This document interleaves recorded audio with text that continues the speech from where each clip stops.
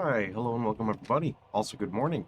So early on for League Start, we had the RF Chieftain, and then I played around a little bit with RF Elementalist and SSF. To be fair, I didn't really do the character too much justice because since we were in SSF, we could only go so far, but it still kind of felt similar to a Chieftain, and I kind of wanted something different, and it's been highly requested. So today, I want to kind of show you guys a much more high-end budget RF build, which would be the Low Life Righteous Fire Scion. Now, I have not played Low Life Righteous Fire in a number of years. I used to exclusively play Low Life RF, but I mean, it's basically before I had gray hair, so very long time ago.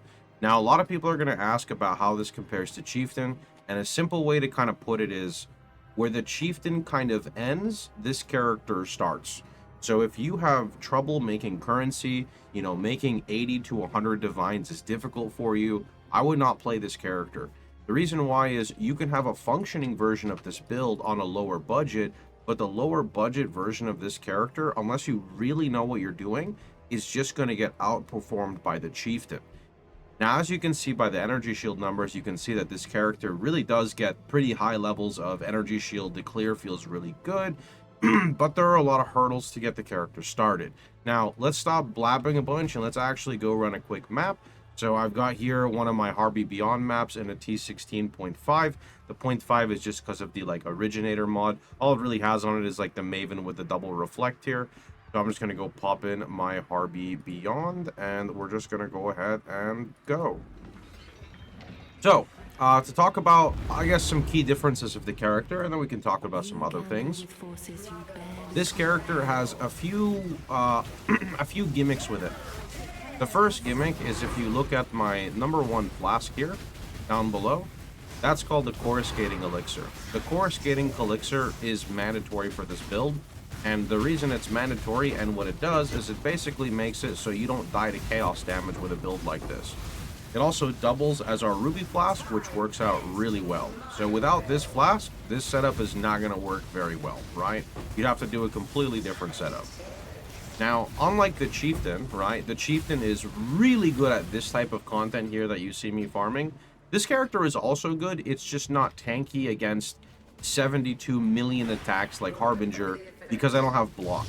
And the reason I don't have block on this character is we have a little bit of true block, but we have primarily opted out to get massive AoE from this weapon. And the key line on this weapon is the area of effect per 50 strength, as this is a strength stacker. So that's kind of where that pops off. If you don't use that weapon, you're just going to have a lot smaller of an AoE, and a lot smaller of an AoE makes the build a lot less fun, to be completely honest. However, where this character does thrive, I would say, is, and this is kind of an interesting one, is more of like, I don't necessarily want to say bosses, but bosses is kind of where I'm aiming. It's better at tanking bigger hits, slower hits, but when I say slower, I pretty much just mean not this, right? RB Beyond has a million monsters in it, which can just get overwhelming, and the mobs are constantly respawning, right? In a normal mapping environment, when you don't have Harbinger, everything just kind of pops really fast, as you can kind of see here as I go through. And the reason is because your damage on your Righteous Fire with this build is very high compared to a Chieftain, right? So this character is rocking 3.4 million on the tooltip. Although my single target on this character is comparable to my RF Chieftain right now in Trade League. So this character, I have crafted all of my gear, and I'd say it's around 120 divines of investment. May actually be a little bit cheaper, again, just based off of what I've put on the character. I'm going to go ahead and just pop over and flash my gear real fast, and then I'll flash it again at the end. I can't actually stand still here and do this. A large part of this build is also jewels, just like the RF Chieftain. This build stacks a crap ton of jewels, and honestly, this is not really a build guide per se. This is more of a build showcase, and for people who want to kind of build things and, extrapolate the character, that's a big word, you can always just yoink it from my profile like you always have, and then you can kind of follow along there. Captain Lance on YouTube does this build a lot, and he could provide a lot more help at many stages of the build. I'm kind of just giving it a test run and seeing how I like it. And I have to say, with the initial investment I put in of about 80 divines, I was actually thoroughly happy with where the character was. but the scaling really picked up from that like 80 to like 120, 140 range. And a large part of that is just me starting to, and when I say me, I'm sure a lot of people are in the same scenario where, you know, if you don't play a build before, like say you play RF for the first time and it's your second character, and you're like, yo, I got 100 divine to spend, what do I buy? And I spitball you some stuff to buy, but maybe you buy like the wrong things, or you spend too much currency on one, and then the character just doesn't feel good for that investment. That's kind of how this character felt to me at first, as I was like, I don't know what the hell I'm doing. I don't know if I need strength. I don't know if I need in. I don't know if I prioritize flat life over in, or like what to prioritize. And then it kind of just boils down to you know, prioritize strength and dot multi like a regular RF build. You know, increase energy shield. Like a lot of interesting passives that kind of work, right? A prime example is like taking these nodes. For the 4/5s are huge because you get life, and then as you reserve your life with Ivory Tower, you get ES, and then you get ES to scale the reserved life that turned into ES because of the Ivory Tower, right? So a prime example of what we're talking about is 32 maximum energy shield per 100 reserved life. And we'll do, again, like I said, after this map, we're going to go ahead and do like a little bit more of a deep dive on the character, for maybe people who want to understand a little bit more of the intricate mechanics and how it works. Now, some other key differences between this build and Chieftain. Chieftain, we run the node Ramako Sun's Light. Ramako Sun's Light is the one that says when you are standing still, nearby mobs have -20 fire res. The reasoning it's important to bring this up is that one node is the reason why a lot of mercenaries don't work out very well for RF Chieftain. Because this is a more classic style RF that's not using Ramako, you have more flexibility with your mercenary. For example, I'm using a kineticist, and the kineticist is applying elemental weakness on hit, which then I can put a +1 curse on her, and then I can use flammability, and now I have dual curse as a prime example, right? You can use Legacy of Fury to scorch enemies, bringing their res down. You can use Eye of Malice if you are applying that much minus res to multiply it. You can't do that on RF Chieftain. So a build like this, I would say, synergizes more with the League mechanic than RF Chieftain, right? Unfortunately, RF Chieftain kind of gets a little bit screwed on a lot of League mechanics. Not a lot of League mechanics, not what I meant to say. A lot of updates, I guess you could say. When GDG creates new stuff, I feel oftentimes that RF Chieftain, or the way I build RF, just kind of goes under the radar in a bad way, where like, oh, we forgot about this skill, that's right.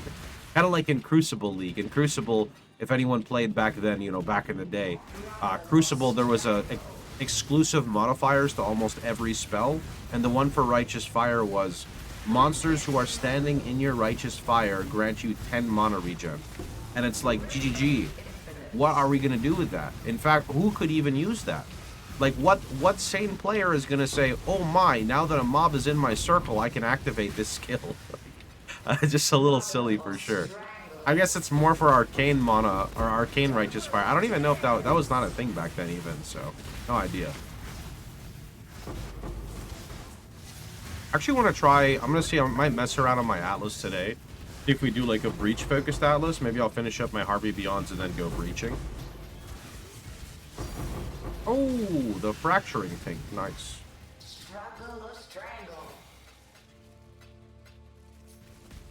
Alright, so for a single target, I pretty much just sit on them with RF.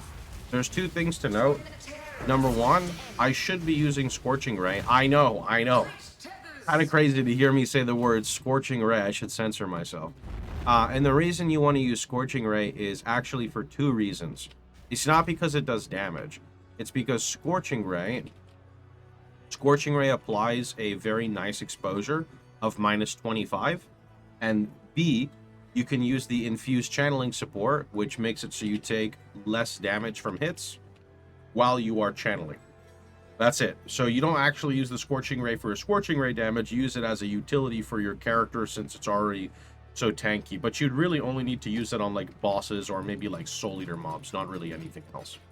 Okay, so let's talk about the basic fundamentals of how the character works and why the character works, right? So, step one, you play Scion. Why? Well, to be honest, You have many different things you can play. Scion kind of clicked to me, and I didn't really want to spend that much time theory crafting a build I've never played. I pretty much yoinked Lance's POB and then started to kind of figure out how to craft the gear. He does have guides on it, but I also like the discovery aspect of things. And then as I play a build more, then I decide, you know, which way I should kind of play it. So Scion provides you with a lot of strength, so 40 strength here, 20 strength here, and then you get 5 passive, so 1, 2, 3, 4, 5, right? 1, 2, 3, 4, 5. Chief or Guardian here gives you mana reservation efficiency, which works really well because we're reserving a ton of auras. Also, because the sustain on this build is very hard to get started, the every 4 seconds regenerate 50% of your life over 1 second is huge. I know that sounds gimmicky, but when your regen surges to 15,000 for, you know, 1 second, that's very noticeable when you have such a big ES pool like this. When you, so say you have like 5k life, that's going to be a lot harder to justify unless you're incredibly tanky. But when you have 26,000 ES, it's a lot more noticeable, right? All right, then on the Chieftain side, we get mobs cover and ash when they hit us, which is very good because we're face tanking, unaffected by ignite, and then we get 10% strength, which again, strength is everything for this build. So, some key notables are things to note here. I'm using an Unnatural Instinct here. Unnatural, we used to play this back in the day on our old RF builds for Explode. You get strength, like a lot of strength from it. You get AoE, you get regen.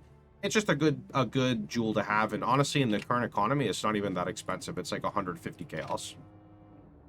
Over here on the right, I've got a Bound by Destiny. We're going to revisit this if the video lasts long enough. If not, don't worry about it. This makes the build very expensive. Over here, I have a Lethal Pride that's about 2 divines. The purpose of the Lethal Pride is... Okay, that's... Okay, sorry, this one's a little more expensive. This one's like 8 divines, 8 to 10. The purpose is on these 2 notables. So you have 1, 2, 3. You want to try to get 5% strength. This has 5% strength, 20 flat strength, and 5% strength. As for some other jewels, that's what we're going to highlight, and then we're going to go on to the character. I am running 2 split personalities. The split personality is what makes the tree look this color. Basically, the further away from the spawn point of your class, the more strength and int based off the split personality. These are strength int, but the more strength int you would get. So you can see here, that's what these split personalities are doing. Okay. Some other interactions. To sustain the actual flasks, we are using Forbidden Flesh and Flame right here. So these are Scion, but more specifically Pathfinder, where the Flask gain 3 charges every 3 seconds. Without this, you cannot really sustain your coruscating elixir, so you would have to, I believe, remove either Guardian or Chieftain. I don't really know. I've never been in the position where I had to decide, and you'd go Pathfinder instead. For bosses, I want to say you drop your Quicksilver Flask for like a Overflowing Chalice, I think it's called, to assist with Flask sustain during boss fights.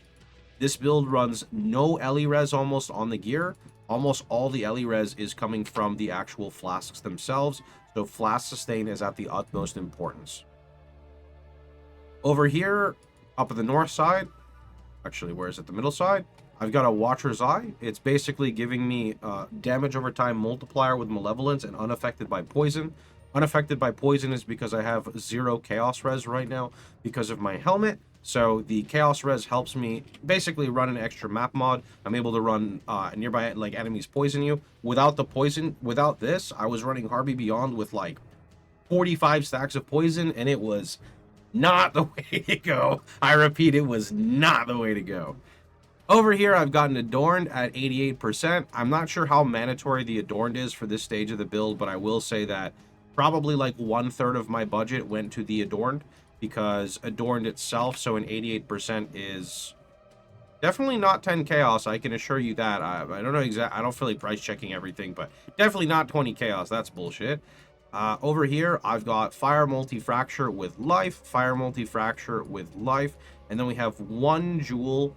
Oh, another Fire Multi-Fracture with life. I have 1 jewel somewhere with max res, but I don't really feel like looking for it. All right, that covers all the unique jewels. Now we're going to talk about like how the actual character functions. All right, so the way this character works is, don't worry about that. You wear an ivory tower. Ivory Tower states 30 to maximum energy shield per 100 reserved life. So if you look at my ES, it's 6.8k. So what are we going to do now? We're going to reserve some of our life. By reserving our life, we're going to get flat energy shield. That's why sometimes you'll run like fluff auras like Clarity. It's not like a real aura for the build. It just nets me another reservation breakpoint, essentially, for the Ivory Tower. Now that we've reserved our life, we get a shit ton of damage. Why? Because the way Righteous Fire works is it deals 70% of your life as base fire damage and energy shield. So it doesn't matter if your life is reserved or not. It just matters if you have life. So that means you're getting a shit ton of base damage from the life and a shit ton of base damage from the ES. And that is the fundamental part of where the base damage comes from. As for how you scale the base damage, you have a few other factors. Number one, you can use something like a Dune Kubiari. Big line on it says 1% increased damage per 8 strength. This is an incredibly powerful mod when you're stacking levels of strength above, 2000, for example. There's also synthesized boots you can get that I have. 1% increased fire damage per 20 strength. And then you can also get the same modifier on an amulet, although I don't have it yet, which you would ideally want to craft on a simplex, but the amulet that I want is about 500 divines, and it's kind of expensive. So we're using a more budget option. I got this for, I don't know, like 5 divines, maybe even actually cheaper, like 2 divines. This is currently what I am using. Okay. As for some other factors on the character, Blimps is a fantastic budget option that Captain Lance recommends. It gives you really high amounts of life, really high amounts of ES. That right there kind of helps you get everything set up. You can also grab sneaky, cheap corruptions like this to get everything kind of rolling. So I was really happy with this. You also use Shaper's Touch. Shaper's Touch is going to give you an additional 1% increase energy shield per 10 strength. So if I unequip them, I lose quite a bit of energy shield. So Shaper's Touch is another one that goes hand in hand directly with Ivory Tower. And then, of course, they synergize directly with Dune Kubiari, who then synergizes directly with your AoE per strength. If I unequip this weapon, we look like an RF Chieftain. If I equip it, we don't look like an RF Chieftain anymore. So that's where, like, the trifecta kind of comes in, I guess more than the trifecta. Next up, we have a Cogwork Ring. Now, this is actually a budget Cogwork Ring. The purpose of this is to stack strength yet again, right? So right over here, we have like a 56 strength roll, got lucky with an all attributes, and I bought a cheap fracture because if you remember when we did the RF crafting video, right? For the Cogwork Ring, occasionally people will sell weak fractures, so I ended up buying someone's weak fracture, and then I just crafted on it, and it was great for me. And then, of course, you use the Calandra's Touch to duplicate the stats on the Cogwork, because it's easier to just buy a Calandra's than to craft 2 of the... Oh, they went up a lot in price. They're actually much cheaper. That's interesting. Okay, now we're going to go a little bit back, and we're going to talk about the Bound by Destiny jewel, some of the things that make things very expensive. So this jewel, if you just read the first line, it says increased 14% increased strength if 2 Warlord items are equipped.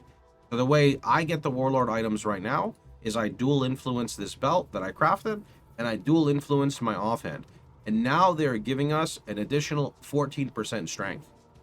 You'll notice my Ivory Tower is also an Elder Ivory Tower with Warlord in the background. This is because there's a 6-piece Elder you can get. I'll have to buy a new jewel that also gives % all attributes. I believe it's all attributes. This means that if you want to keep going with the build, you have to do things like influencing your gear and then scour chancing it. So for example, to get an Elder Dune Kubiari, I'd have to get a Vol Scepter, right? Then I would have to like Elder Slam the Vol Scepter. Then depending on the price of the item, I guess Elder is not very expensive, so if you're dual influencing, it's expensive because you have to pay the price of an Awakener Orb. But essentially you would come to the bench and you can now just spam at the bench, reroll the rarity, so then you can try to chance it, right? Specifically with the Ivory Tower, because it's dual influence, I had to make an imprint of the magic item, because if I ended up getting unlucky and hitting a Doriani's prototype, that only sells for like 2 or 3 divines. The price of an Awakener Orb was like 5. Okay, that pretty much, I think, summarizes most of the character. I'm going to go ahead and just flash by the links right now. I haven't really played this character very much. We've only played for about, I guess one day, so we had like 3 good streams into it, but I'm still kind of configuring everything. I mean, 1.5 of the days were, maybe 2 of the days were actually spent crafting for the character, so I haven't really played the character all that much, so I'm only 96.